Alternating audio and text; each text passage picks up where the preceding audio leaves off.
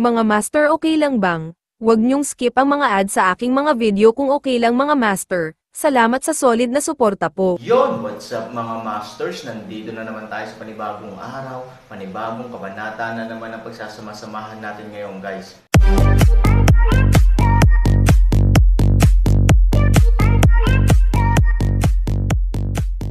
Bali mga masters, kung bago ka pa lang po sa aking YouTube channel, please click the subscribe button, lalong-lalo na po yung notification bell guys, para maging connected pa rin tayo sa isa't isa at maging updated kayo sa mga susunod ko pang video. Bali mga masters, bago natin umpisahan ng kwento ay mag-shoutout po muna tayo para sa mga solid nating tagapakinig. Shoutout kay Dagaymir Pahardo, out kay Ashralp Alimoda. Yun na nga mga masters, no? Bali hindi na ito patagalin. In 3, 2, 1, let's go! Lucien at Erhu ay tuluyang natulala, hindi talaga nila in-expect na sa ganitong oras, bigla na lang silang maliquidate. Ito ay mapangahas. Nagkamali sila, sa totoo lang, takot talaga silang maliquidate ni Han Sanchen, sa makatuwid, pagkatapos piliin ng kaaway na umatras, ang dalawang taong ito ay labis na nataranta at nag-aalala. Kung tutusin, alam nilang walang magiging maganda sa kanila. Ngunit sa huli, ang hukbo ay umatras, at ang dalawa sa kanila ay hindi na liquidate. Akala ko noong una ay magandang bagay ito, baka si Mr. Walang pakialam si Han Sanchen sa mga kontrabida at ayaw niyang magdulot ng gulo sa kanila, kaya medyo kalmado ang pakiramdam nila. Ngunit sino ang makakaalam na hindi sila naging masaya ng matagal, o sa madaling salita, noong malapit na nilang kalimutan ang bagay na ito, mahal ko, biglang may gustong ayusin muli ang usapin. Mahirap para sa mga taong hindi nakaranas ng ganitong uri ng pagkabalisa na ipahayag ito, at mahirap ding maunawaan ang kawalan ng pag-asa. Wag na Kuya Han no, Tito Han ang tawag ko sayo, we are helpless. We just want to survive, we are also forced to do nothing. Actually, after nahuli kami ng mga yon, ang dami nilang tanong sa amin, yes, I admit may nasagot naman kami, kasi kung gusto naming mabuhay, we have to tell them some real information. Gayunpaman, maaari din naming garantiya na hindi namin isiniwalat ang ilang pangunahing impormasyon sa kanila. Ang aming mga puso ay laging nasa iyong tabi. Nagmamadali ring tumango si Ero, oo, kaharap pa rin talaga namin, kung hindi, kung sasabihin namin sa kalaban ang lahat ng impormasyon, ikaw.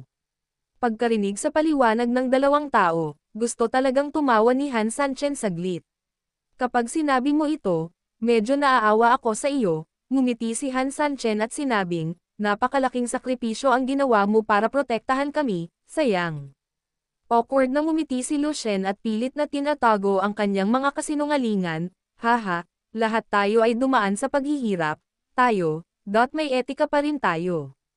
Malamig na sumangot ang kakaibang baka, kung talagang may prinsipyo kagaya ng sinasabi mo, paano nakarating ang kabilang partido sa sementeryo ng ganoon kabilis? I think you guys just told us where we are, someone else. Since you've even told such a secret, I'm really curious kung ano pa ba ang hindi nyo nasabi sa kalaban. Hindi umimik si Han Sanchen, tumingin lang sa dalawang lalaking ito, hinihiling sa kanila na ipaliwanag ang problema ng kakaibang baka. Nagkatinginan si Lucien at Erhu na mas lalong nahihiya, dahil nagsisinungaling sila, syempre wala silang masasabing totoo mula umpisa hanggang dulo. Lalo na kapag nahaharap sa problema ng mga kakaibang baka, hindi alam ng dalawa ang gagawin. Marami pa tayong hindi nasasabi, tulad ng, gaya ng kung gaano karaming tao ang mayroon tayo, at kung paano ang takbo ng industriya at pagmimina ng iyong mga eksperto sa katawan. Wala pa tayong sinasabi tungkol dito. Oo. Wild na tumango ang dalawang tao, sa oras na ito, wala silang masyadong pakialam, hindi mahalaga kung ang logika ay makatwiran o hindi, mayroon lamang isang layunin pa rin. Iyan ay kapag ang lahat ay naniniwala sa kanila, at iyon ay totoo. Sa kabilang banda, kung hindi mo sila mapagkakatiwalaan, sila ay nasa malaking problema. Sa pag-iisip nito, natural na mas matigas ang performance ng dalawang tao. Hindi na nakatiis si Lian Hua, alam na alam ng kanyang nakababatang kapatid ang kanyang pagkatao at alam kung paano siya kumilos. Sa katunayan, ang kanyang kapatid na babae ay higit na nakakaalam kaysa sa iba, kapag nahuli ang dalawang taong ito, tiyak na ilalantad nila ang lahat.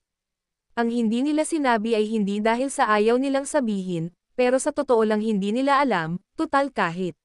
Si Lian Hua at iba pa ay hindi alam ang mga ayos ni Han Sanchen sa sementeryo. Halatang naunahan na ni Han Sanchen na ipagkakanulo siya ng mga ito. Sa makatuwid, ito ay isang bagay lamang ng pagsasamantala sa sitwasyon. Sa sitwasyong ito, nag-iinarte pa silang dalawa sa kakulaitan, hindi sila nahiya, pero pati ang ate nila ay nahihiya. Mr. Han, hindi na kailangang makinig sa kalokohan nilang dalawa, simula nung pinagtaksilan nila tayo, dapat patayin mo sila kung dapat, never care about anyone's face. Halatang matigas ang ugali ni Lotus. I'll go. Ate, gusto mong patayin ang mga kamag-anak mo dahil sa katwiran. I don't have a brother like you, even if I do, it's just a blood relationship that I can't escape from. I was born, but now, I despise and disdain him. Mas nakakahiya pa. Si Lotus ay determinado at hindi nagpakita ng awa. Biglang naging desperado si Lucien, sa totoo lang, alam niya na ang dahilan kung bakit siya nabubuhay pa at nagkukulitan dito ay dahil nasa kampo pa ng kalaban ang kanyang kapatid na babae at maaaring ituring na isang bayani sa ilang lawak. Sa makatuwid, kahit na talagang nagkamali ka, isasaalang-alang ng kabilang partido ang mukha ng iyong kapatid at bibigyan ka ng mas magaan na parusa. Ito ang kanyang huling straw. Ngunit ang hindi niya naisip ay nasa pinakamahalagang sandali na ito, ang kanyang kapatid na babae ay tiyak na puputulan ang relasyon sa kanya. Nangangahulugan ito na wala na ang huling trump card. Ate, no, bata pa tayo magkasama tayo, at lagi mong inaalagaan ang nakababatang kapatid ko, paano ka?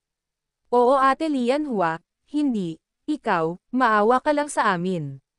Inilayo ni Lian Hua ang mukha niya. Ayoko nang pansinin. Walang magawang umiling si Han Sanchen, sa totoo lang, kung maraming magkakapatid na lalaki na magkasama, talagang magiging napakaganda ng kanilang relasyon. Maasikaso ang ate ko, kaya halos palagi niyang inaalagaan ang aking nakababatang kapatid, lalaki rin ang aking nakababatang kapatid sa pangangalaga ng aking nakatatandang kapatid. However, this is all when we were young, paglaki natin, alam mo ba kung paano magbabago ang relasyon ng magkapatid? Nakangiting tanong ni Han Sanchen. Ang grupo ng mga tao ay tumingin kay Han Sanchen na may pagkalito, at kahit si Lotus ay hindi maiwasang makaramdam ng kaunting awa. Ngumiti si Han Sanchen at nagsabi, kapag ang nakababatang kapatid ay naging matanda at naging matino, dahil sa pananagutan o iba pang mga kadahilanan, ang nakababatang kapatid ay magiging isang nakatatandang kapatid sa maraming pagkakataon. Ate, naging ate na siya. Gagawin ng nakababatang kapatid ang lahat para protektahan ang kanyang kapatid, kahit na makahanap ng kasintahan si ate ay magiging lubhang kalaban ang nobyo. Ito ay isang katotohanan, kung tutuusin, maraming magkakapatid ang tuluyang babaligtarin ang relasyon pagkatapos mag-mature ang nakababatang kapatid. Ang nakababatang kapatid na lalaki naman ay paprotektahan ang kanyang nakatatandang kapatid na babae, mag-aalaga sa lahat tungkol sa kanya, at mag-aalala tungkol sa lahat tungkol sa kanya. Pero halata namang hindi nagbago kayong magkapatid sa relasyong ito, so, it can only mean that Lucien, you have never grown up. O marahil ikaw, bilang isang tao, ay hindi kailanman alam kung ano ang responsibilidad. Panahon na para protektahan mo ang iyong kapatid matagal na ang nakalipas, pero pinoprotektahan ka pa rin ng ate mo, talagang nakaka-disappoint ka. Nang marinig ito, bahagyang nabasa ang mga mata ni Lian Hua. Ang mga salita ni Han Sanchen ay talagang nagpalabas ng mga hinaing sa kanyang puso. Palagi siyang nag-aalala sa kanyang kapatid. Paulit-ulit siyang gumagawa ng gulo sa labas, ngunit sa huli, palaging kapatid niya ang nagpupunas sa kanyang puwitan. Hindi naman talaga siya wild na babae, pero para maprotektahan ang kanyang nakababatang kapatid at para sa nakababatang kapatid na ito, kailangan niyang maging ganoong babae. Alam din niya na kapag ganito ang ugali niya, mas madali siyang hindi makapag-asawa, dahil ang pinakabawal sa isang babae, maganda man siya o pangit, ay ang takutin siya ng mga lalaki. For those top-notch beautiful women, sometimes according to common sense, dapat madali para sa kanila na humanap ng sincere na lalaki na mabait sa kanya, pero sa totoo lang madalas ay kabaliktaran. Ang dahilan ay talagang gagawin nila ang maraming tao na hindi sinasadya na lumayo sa kanila, iniisip na sila ay hindi mahipo at hindi mahipo, kaya natural na pinuputol ang maraming pagkakataon, nangyayari pa nga ito nang hindi nila nalalaman. Ito lamang ang haantong sa ganitong sitwasyon, kung mabisyo ka rin at matatakot, baka lalo kang matalo. Ang hitsura ni Lianhua ay itinuturing din na pinakamahusay, at siya ang anak na babae ng punong nayon sa nayon, makukuha niya ang kahit anong gusto niya, gayunpaman, 26 o 7 na siya ngayong taon, ngunit hindi pa siya nasangkot sa pag-ibig, paanong hindi niya ito malalaman? Narito ang ilan sa mga dahilan. Dinadala niya ang pasanin na ito para lang sa nakababatang kapatid na ito, umaasa siya na balang araw ay mag-mature ang kanyang nakababatang kapatid, ang pag-asa na ito ay orihinal na napakaliit, hanggang sa tuluyan na siyang pinagtaksilan ng kanyang nakababatang kapatid para sa kanyang sariling buhay, halos ibigay na niya rito ang kaligayahang mayroon na siya, a dead heart, the most fatal blow. Walang higit na kalungkutan kaysa sa pagkamatay ng puso, tulad ng kaso ng bulaklak ng lotus. Ngunit tanging ang kanyang mga ngipin lamang ang kanyang maaagnas at isubo ang lahat sa kanyang tiyan.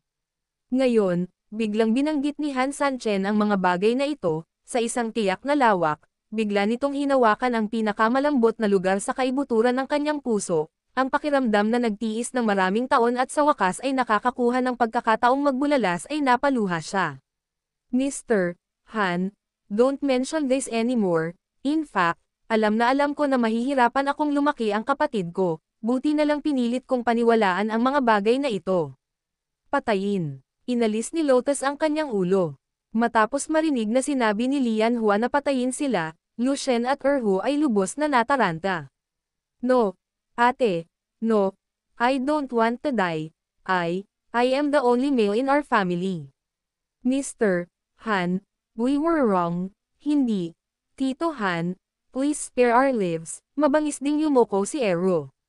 Walang ibang nagsalita, kung paano parusahan ang taksil ay sariling negosyo ni Han Sanchen, naramdaman din nila na dapat silang parusahan, kaya imposibleng may magmakaawa para sa kanilang dalawa sa oras na ito.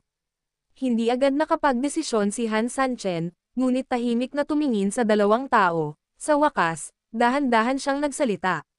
May darating. Nandito na tayo, ilang sundalong hipon ang agad na lumapit. Sabay gulat din ni Lu Shen at Erhu. Hilahin mo sila at ikulong mo muna, pagdating sa sementeryo, pugutan mo sila ng ulo sa publiko. Oo, nang marinig ang desisyon ni Han Sanchen, si Lu Shen at Erhu ay natakot kaya umupo sila sa pwesto, nanlaki ang kanilang mga mata. Hindi, huwag. Ang dalawang tao ay nagpumiglas, ngunit ang negel iligtas buhay na mga sundalo ng hipon ay ganap na hinayla sila pataas, at pagkatapos ay itinali sila ng direkta sa kanilang likuran. Ibaba mo yan. Sa huling pagungol ng dalawang tao ay tila na ayos na ang lahat. Tumingin muli si Han Sanchen kay Lotus at sinabing, nandidiri ka ba sa akin kung gagawin ko ito? Medyo komplikado ang ekspresyon ni Lotus. Sa paghusga sa galit sa kanyang puso, natural na ang kanyang kapatid ay dapat patayin, wala siyang kinasusuklaman kay Han Sanchen. Gayunpaman, kung minsan ang dahilan ay palaging dahilan, at ang mga tao ay emosyonal pa rin. Ang taong iyon ay palaging kanyang biolohikal na kapatid, kaya paanong naging napakalupit ni Lianhua. Don't worry. In fact, wala naman akong balak na patayin sila. Tinapik ni Han Sanchen ang balikat ni Lianhua at inaliw siya. Sa sandaling lumabas ang mga salitang ito, hindi lamang si Lianhua ang bahagyang nabigla, ngunit maging si Xiaono at ang iba pa ay walang ideya kung ano ang pinag-uusapan ni Han Sanchen. Kung tutuusin, siya mismo ang nagbigay ng utos ng pagpugot, kaya bakit hindi niya naisip na patayin sila sa isang kisap mata? Ang matandang Dragon King ay ngumiti ng mahina at tumayo, kung si Mr. Han ay talagang may ideya na patayin silang dalawa, kung gayon ang kautosang ibinigay ay maaaring maantala at maisakatuparan kaagad. Kumunat ang noo ni Xiaono, tama na, anong silbi ng pagpunta sa sinaunang puntod? Ngumiti ang matandang pagong at sinabing, ang sinaunang libingan ay walang espesyal na kahalagahan, kaya talagang ayaw silang dalawa ng panganay kong patayin. Matandang lalaki nga ang matandang Ogwei at matandang Dragon King, at naiintindihan nila ang ilan sa mga detalye ni Han Sanchen ng sabay-sabay. Oo, si Lianhua ay talagang miyembro ng parehong bangka sa operasyong ito. Ang mga tao ay may mahirap na trabaho ng walang kredito, sa makatuwid, Kahit na talagang hilingin ni Lian Hua kay Han Sanchen na huwag gumawa ng mga desisyon batay sa kanyang mukha, Han Sanchen paano niya hindi papansinin ang kanyang mukha. Sa makatuwid, hindi malamang napapatayin ni Han Sanchen ang 2 taong ito. Sa katunayan, ang pangunahing layunin ng paggawa ng desisyong ito ay turuan ng leksyon si Lu Shen at Erhu. Naniniwala si Han Sanchen na ang paglaki o kapanahunan ng isang tao ay dapat na nakaranas ng ilang malalaking pangyayari sa buhay. Kaya, ang buhay o kamatayan ng isang tao ang pinakamalaking karanasan sa kasalukuyan. Kung talagang malapit na sa kamatayan ang 2 taong ito, siguro malalaman nila ang halaga ng buhay sa hinaharap. Sa daan pabalik sa sinaunang libingan, susuriin nila ang huling kawalan ng pag-asa ng kanilang buhay. Inaasahan din ni Han Sanchen na sa prosesong ito, mauunawaan nila kung bakit sila umabot sa puntong ito, at umaasa na maaari nilang pagsisihan ito. Sa ganitong paraan, hindi masasayang ang pagsusumikap ni Han Sanchen. Matapos marinig ito, tumingin si Lian Hua kay Han Sanchen ng may pasasalamat, puno ng hindi makapaniwala ang kanyang mukha. Yun na nga mga masters, no? Bali panibagong kabanata na naman yung natapos natin ngayong gabi. Muli, maraming salamat po talaga sa walang sawang suporta po sa aking YouTube channel na talagang inaabangan nyo po ang bawat upload ko po. Bali mga masters, magkita-kita ulit po tayo bukas ng gabi at ngayon po ay magpapaalam po muna tayo. Bali mga masters, bye-bye!